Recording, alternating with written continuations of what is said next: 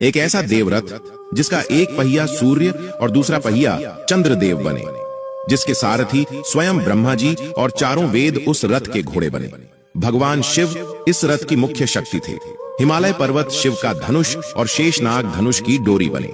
स्वयं भगवान विष्णु धनुष के बाण का अग्रभाग बने जो शिव के हाथों में था।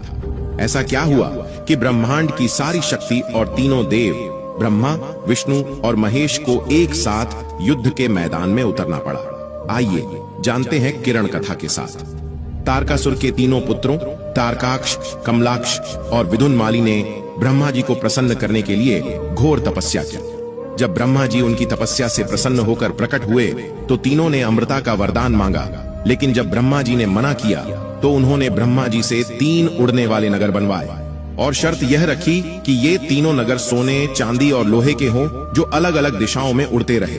ये केवल तभी नष्ट हो जब हजारों साल में एक बार सिर्फ एक क्षण के लिए सीधी रेखा में आए और उन्हें केवल एक ही बाण से नष्ट किया जा सके।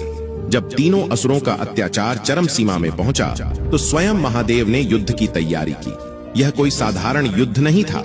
इस युद्ध में पृथ्वी रथ बनी, सूर्य और चंद्रदेव उस रथ पहिए बने, ब्रह्मा जी सारथी बने और चारों वेदों ने घोड़ों का रूप लिया। हिमालय पर्वत शिव का धनुष और शेषनाग धनुष की डोरी बने, जिसके बाण की नोक में स्वयं भगवान विष्णु विराजमान थे। जैसे ही वे तीनों त्रिपुर एक रेखा में आए, महादेव ने अपना धनुष खींचा और एक दिव्य बाण छोड़ा। इस बाण ने क्षण भर में तीनों नगरों को नष्ट कर दिया और तीनों भाइयों का एक साथ अंत हो गया। तभी से महादेव को त्रिपुरांतक नाम से भी जाना जाने लगा। जय शिव शंकर।